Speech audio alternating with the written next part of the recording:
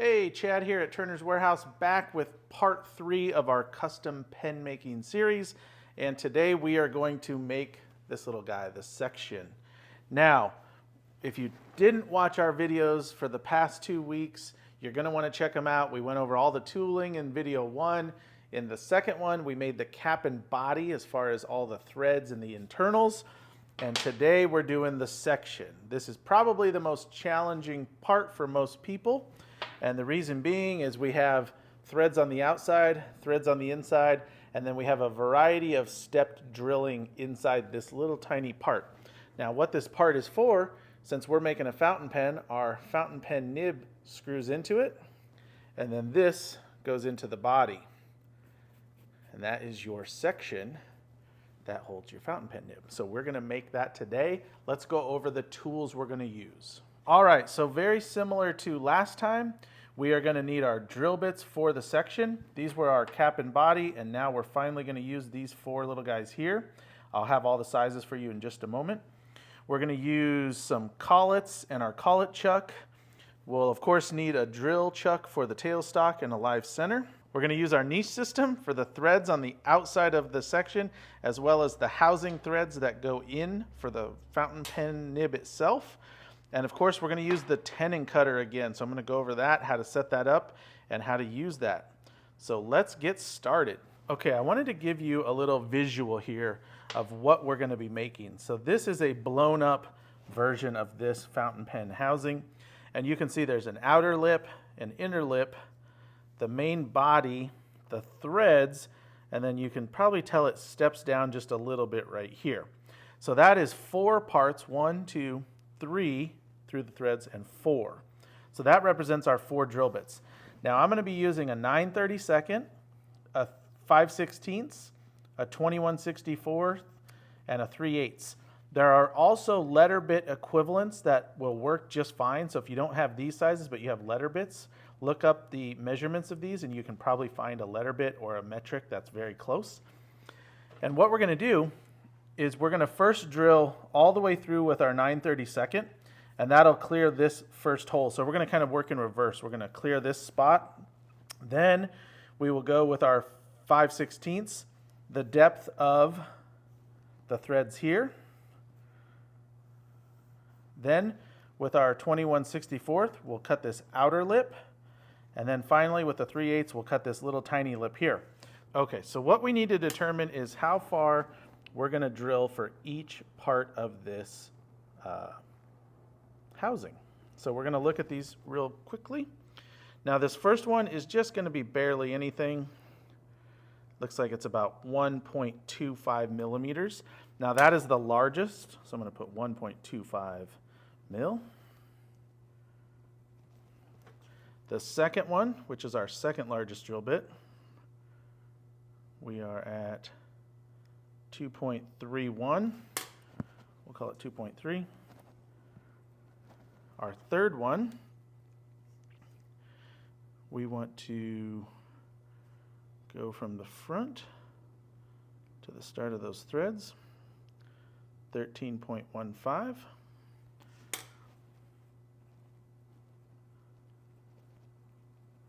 And then our 9/32 will be through the whole body.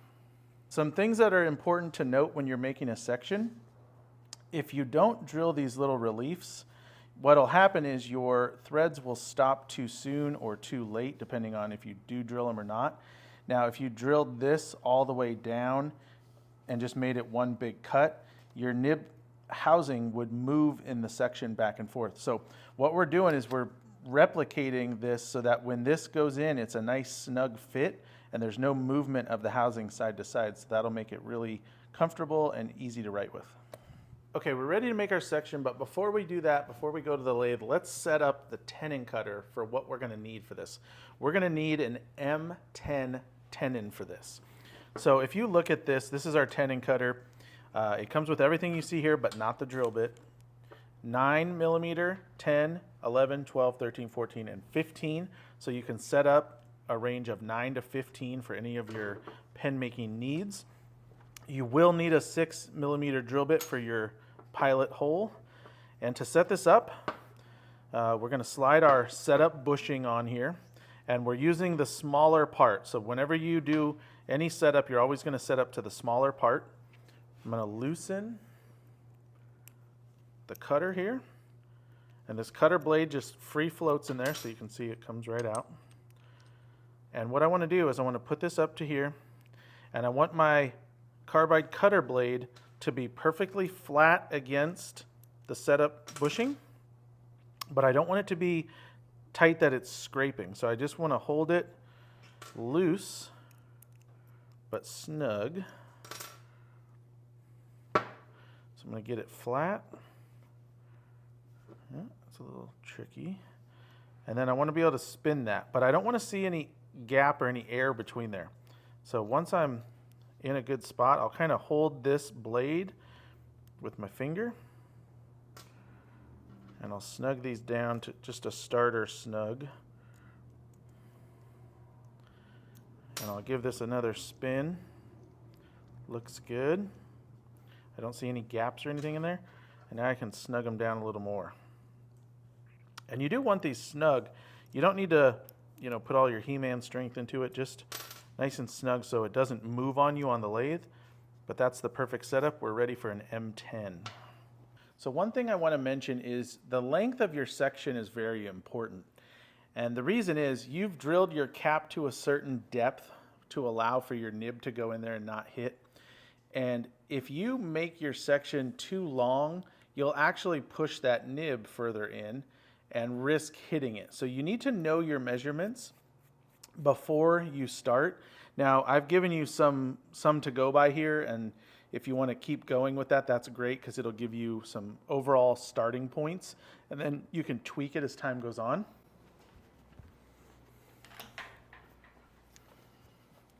This section, overall, from the very tip to the very back, is 30.39, so call it 30 millimeters.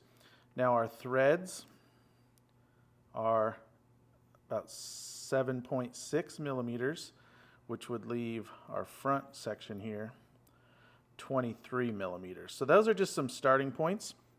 You can always adjust the section to your liking if you like it longer or shorter, but this is just to give you a starting point for this. Now, that is important because our cutoff of the blank that we're going to start at is obviously much too long.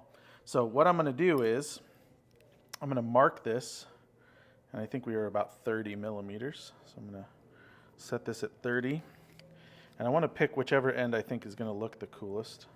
That is a cool swirl there. And I'm going to mark this. Now, if you were matching grain of some sort, you might want to look at your blank and align it that way.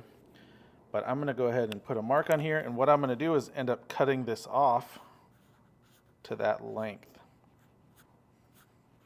I like to mark it even though it's the small end, and that way I know. So this is my whole section length here. So this is the only material I have to work with, which is only 30 millimeters of material, but you can see that's about what we just measured. So it's kind of important that you do that. A lot of times in the beginning when I would do this, I would think, oh, I'll just make it a little longer because I've got this longer piece, but then that messes up everything I've done as far as measurements for inside the cap and for the threads and all that. So make sure you're starting with a size and you stick with that size through it so that all your measurements line up. I'm going to be using my Collet Chuck just like the first two videos where we made the cap and body. You may want to get a variety of collets for this type of work. It makes it a lot easier. You can use other chucks, but this is probably the most precise way to do it.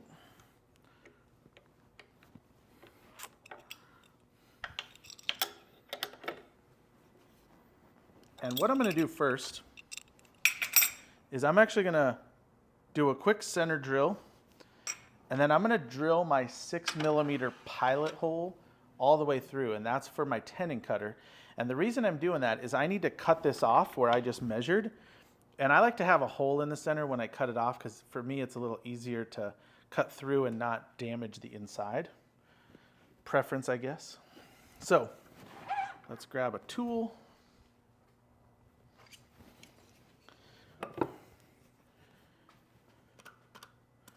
We're going to make sure we're flat here. And actually, I'm pretty confident in this one being flat because I cut it on the miter saw. Let me just check it real quick. So my blank is pretty square here, about as square as I can get it anyway. So we're going to call it good. And what I'm going to do is do my center drill. I'm using a number 2 center drill. You can use whatever you've got, but if you don't have one, I would get a 2 or a 3 is a good start, and that's pretty much all you need for this kind of custom pen making. We're going to turn this on at a low speed. Low meaning like 700. We'll do a little quick center drill. Back that up. Now we'll do our 6mm pilot. Even though we're going to be cutting this off, I'm going to drill all the way through with this.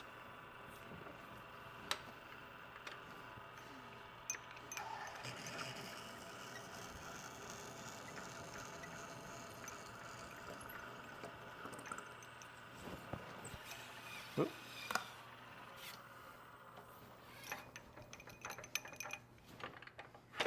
See if I got through there.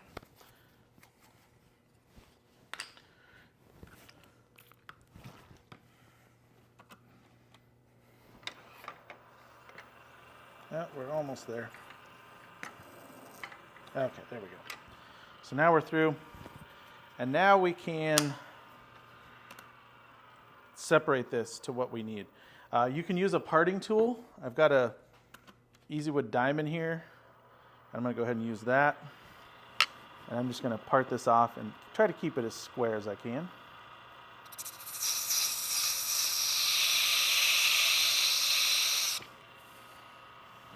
I like this because it just gives me a little more control on more of a delicate part.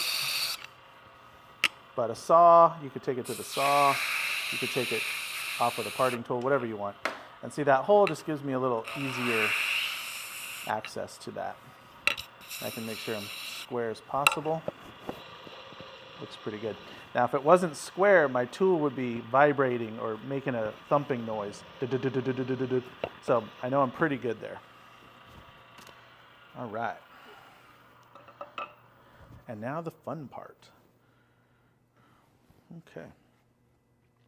So the process for doing the threading and the drilling, you can really do it either direction. So what I'm going to do is cut the tenon first and the outside threads. Then I'm going to flip it and do the inside drilling and inside threads.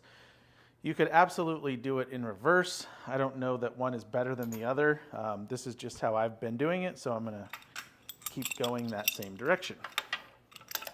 So I'm just going to expose a little more material. And I don't need a lot, but I need enough to cut those 8mm of, and you can see this thing's pretty short. Test measure, make sure I didn't overdo it. Nope, so it's still 30 mil, but it's pretty short. So I'm going to leave out just about half.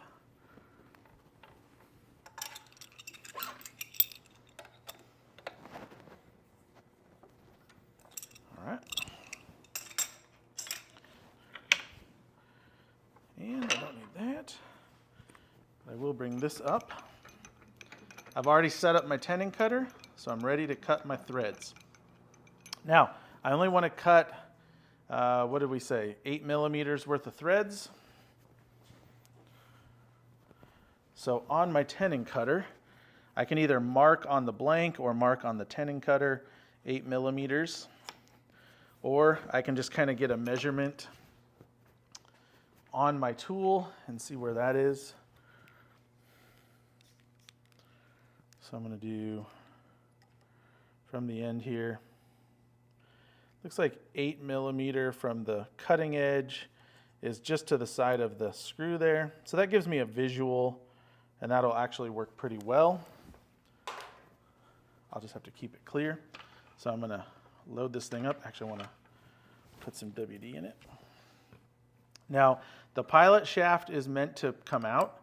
You can glue it in, but you're going to see some benefits of why we don't glue it in going forward here. So the pilot shaft of the tenon cutter is loose, you can glue it in, but I'll show you a couple reasons why I like to leave it loose. Now, before you put this pilot shaft in, make sure you blow this out and maybe put in some WD-40. You want this free floating and loose when it goes in. So I'm going to line this up, get this on, and then I'm going to get close with my tool, about 1 millimeter apart. And remember, I'm only going to the inside of that screw.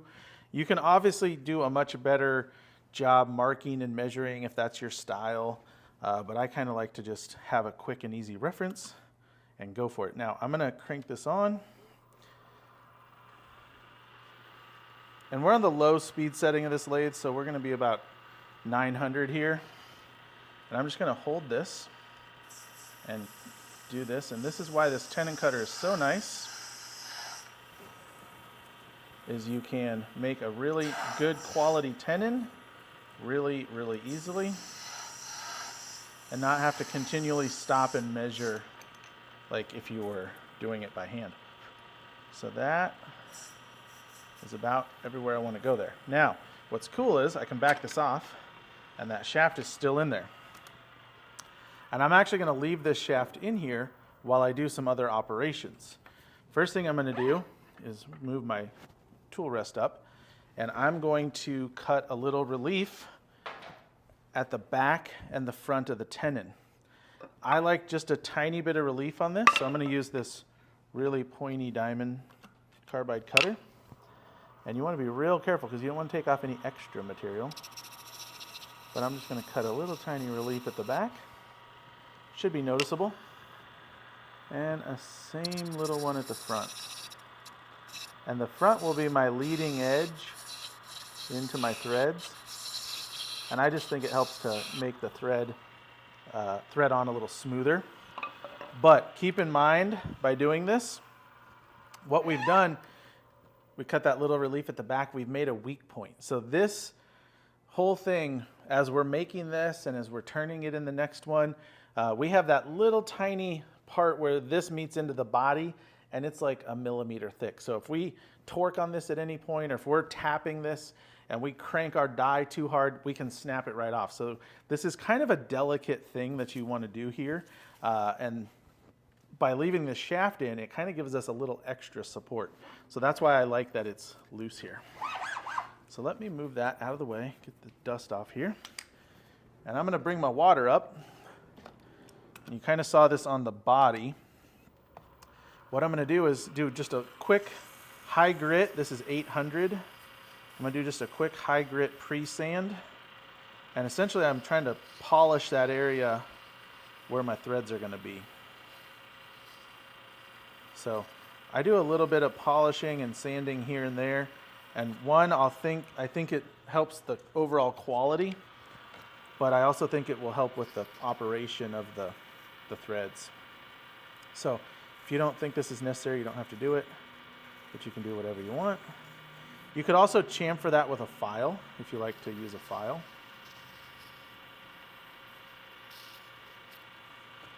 But you're going to notice just from this little bit of sanding, when I stop this, the tenon will be very shiny. So we know it definitely polishes it and helps the shine, which I think will help our smoothness. All right, so that looks pretty good. Now we're ready to thread this. So we want to grab our niche system with our M10 die and put some threads on this. So for the section threads, I'm going to use the niche system. I'm going to take out the tap holder and I'm going to put in the die holder.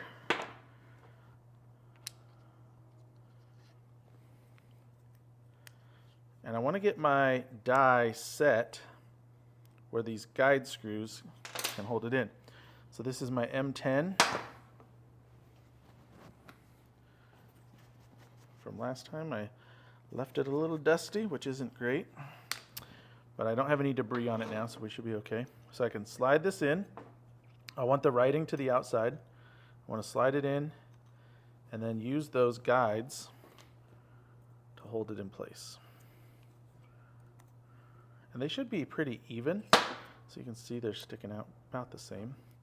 If they are a little off, you can move them just a little. Okay, So now we have our niche system with our M10. Let's go back to the lathe. Okay, this is the most delicate part. Well, probably not the most delicate part. When we turn the section, it's probably the most delicate part, but I'm gonna put a little bit of WD-40 on here and a little in my die. And you wanna be really careful with this because you can easily snap this off, and it will happen, so don't be alarmed when you first do a couple of these. I would actually take some old blanks. If you're gonna try this, I'd take some old blanks that you don't mind if you ruin them, and I would make some sections just like we're doing today, and that way you can practice this process. You can break a few before you get to a blank that you really wanna get finished because it goes with the rest of your pen.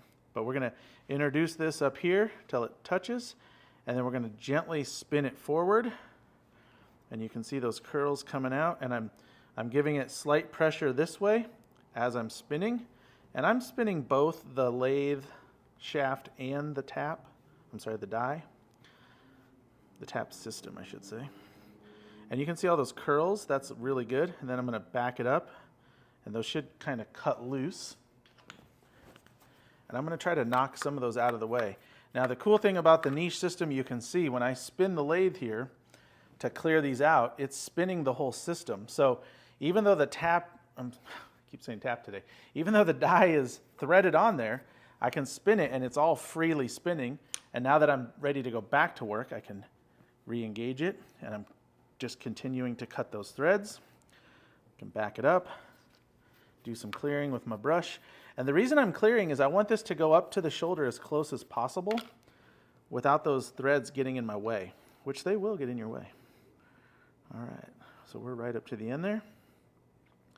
And when I get to the end, I want to stop. I don't want to go, oh, just a little further, because if I give it that little extra, it could be just enough to snap that off there, because there is not much material holding that on.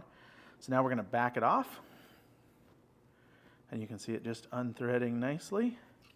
If you're concerned about those curls getting in your way, just knock them out of the way. But there's our threads starting to appear. And you can see I still have all this room here to unthread, so I got plenty of room to work my tool. And there I'm off. And I can slide that out of the way. And this just was a little extra support. Now, one thing that's cool, while I'm on the lathe, I can take my body from last time, which has the M10 threads in it, and I can see how our threads look and if we have any issues. Generally, the only issue you might have, which we kind of have here, is I didn't cut enough of a relief there at the top. So my threads are actually lifted at the end there. So what I want to do is take my tool, my diamond again, and I want to just work on that relief just a tiny, tiny bit. And I don't want to hit the shoulder, just the back end here. And there we go. So you saw how snug that was. The reason is we were kind of ramping up, the threads were ramping into the body. Make sure this body's clean. And now we can test fit. And it feels pretty good. A little snug, but it goes all the way to the end there. So we can flip the die and go over the threads again if we want to try to get all the way up to that shoulder, which is probably a good idea. And then we will be in good shape. And that is part one of the section. So I'm going to flip this. And the reason you flip a die is the threads are ramped more on one side than the other. So this will allow it to line up to the shoulder a little easier. So I'm just going to slide it out, flip it over.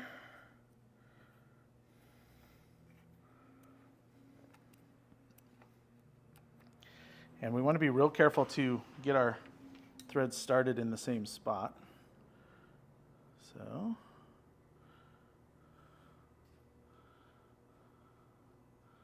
feels pretty good. And you can see I'm not even holding that, just the weight of the tool. Oh, there we go.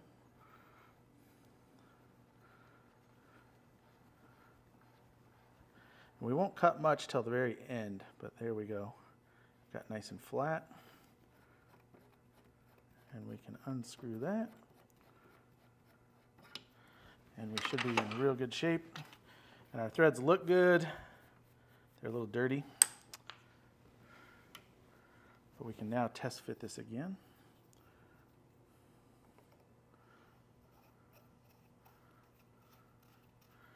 And it goes up to that shoulder nice and easy. So we know we are in good shape for that, and we can proceed to the next step. Now that we've done our M10 threads on the outside of the section, we're going to go ahead and flip this around, and we're going to work on the inside of the section, the most fun part.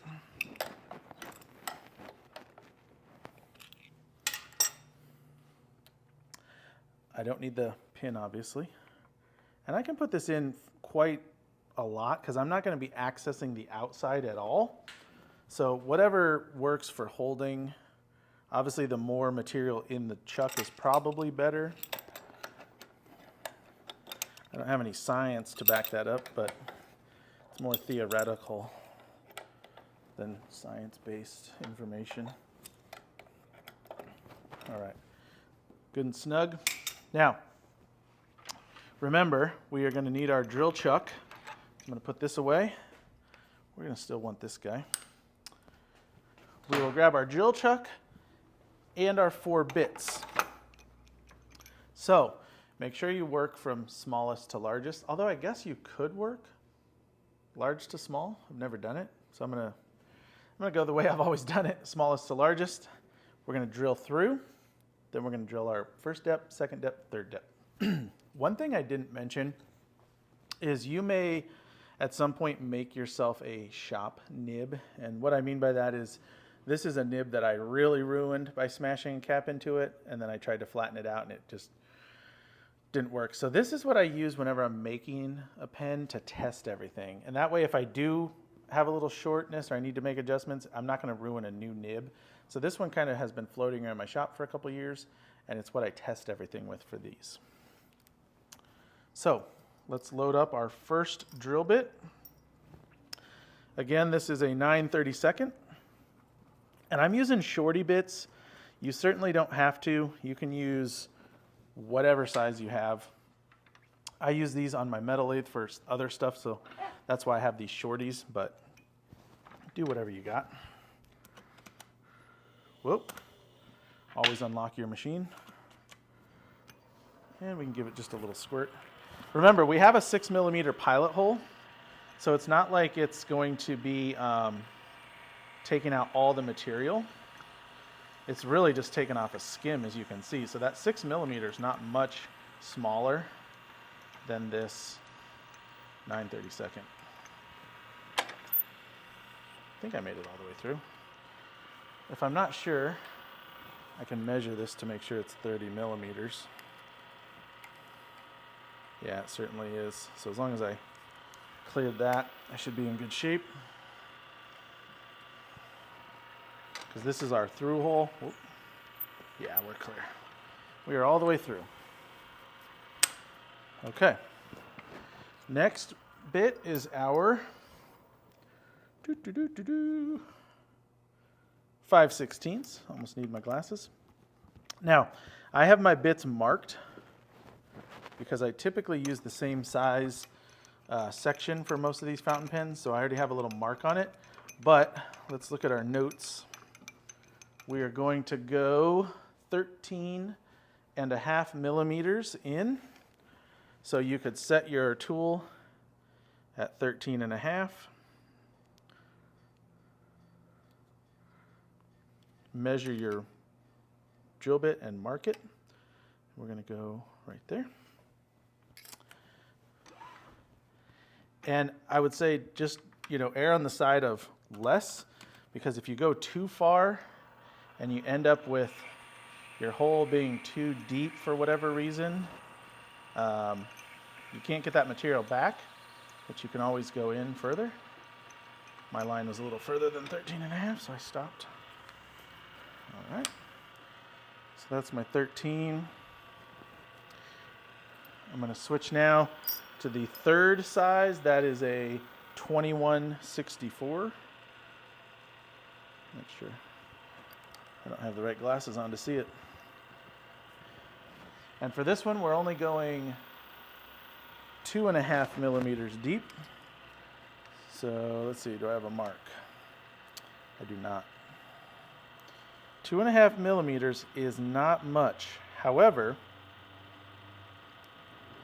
you really need to make sure you get it because you need it for that clearance. Now, make sure when you're measuring on these drill bits, you're not measuring to the tip, because even though it's got that little bit of a cone in the drill bit, you need it from the start of the flat because you need your hole that depth.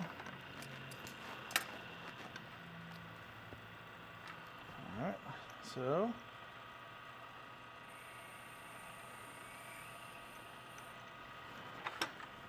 there we go. And lastly, our 3/8, and this is just that very, very outer rim of the nib. So in looking at the nib, that little tiny line on the outside, we just want that to sit down in there. Now, that being said, if you want yours to sit on top and have that lip be on the top of the section, you can do that. You wouldn't cut this one, you might cut your other one a little bit different. So you can tailor this to how you want, but for this lesson, so to speak, we're gonna do it this way. All right. And we're just cutting 1.5 millimeters, and we should be good. So that was our 4 drill bits, and we're hopefully have stepped down the inside of this section to match the outside of the housing of the nib. Now, we're going to put this down. We're going to grab our niche setup one more time with the tap holder and the tap for the specific nib that we're using. We're using a Jowa 6, J-O-W-A. It's a German nib. There's different sizes. The 6 is probably the most popular from what I would gather. It's definitely the most popular among custom makers from what I can tell.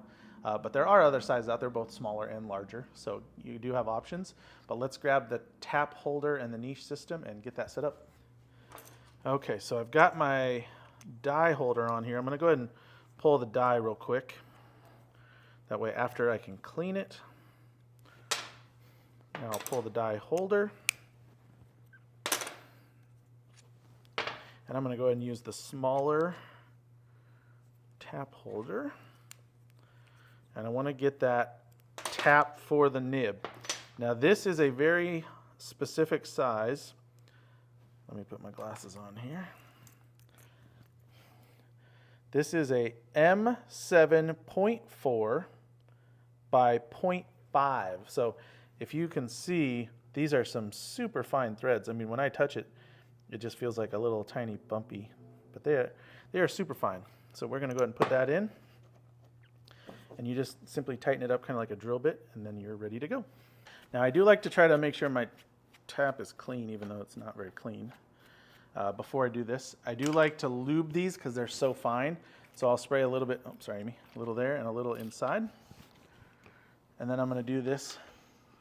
I'm going to bring it up and slide it in the hole. Remember, the hole's bigger until we get to the back. So I'm just going to do that close, and then I'm going to push it up by hand, and there I am, right? You can see it move right there. That's where I hit the back. Now I'm going to turn this with the machine off, and I'm just going to rotate it by hand. Same thing, I'm applying pressure inward while I'm rotating. And I just want to spin a full spin or so, back it up. And I don't have to worry. I mean, I could stop because, you know, the threads on this nib are not very long, but it doesn't hurt me to go a little extra and make sure I'm clear. So I'm going to go ahead and rotate this a couple times, back it up, and then unthread it. Want to make sure I have plenty of room to clear my threads. And it's kind of cool once it gets to the end. I mean, you can see it unthreading, and then it just slides loose, and we are good. So, ideally, you would blow this out with some air, but I don't have a compressor out here right now. So try to get everything out you can before you test fit it. And the moment of truth, we slide that in, and then we're threading in. Actually, we're stuck. It looks like my outer rim is not cut deep enough. You can see it's stopping right here. So I need to grab my, I guess I didn't get that cut. I need to grab my third bit, which is my 2164, and I need to drill a little deeper because I am stopped and not getting past that lip. But that's actually kind of a good thing, because if I was too far in, I would create sloppiness. So somehow I messed up there and didn't get that, but let's fix that real quick. That's an easy one.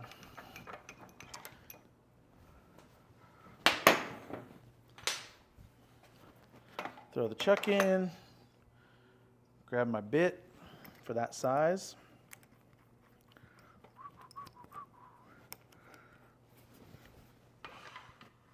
And sometimes little weird things happen, even though I feel like I drilled it properly. Apparently I didn't. Well, maybe it's a little out of whack or something, I don't know. Okay. I mean, it definitely cut some material. Let's see if we got it now. Oh, there we go. And we're threaded in. So we are in there, and it's threaded in. You can unthread it. And it looks good.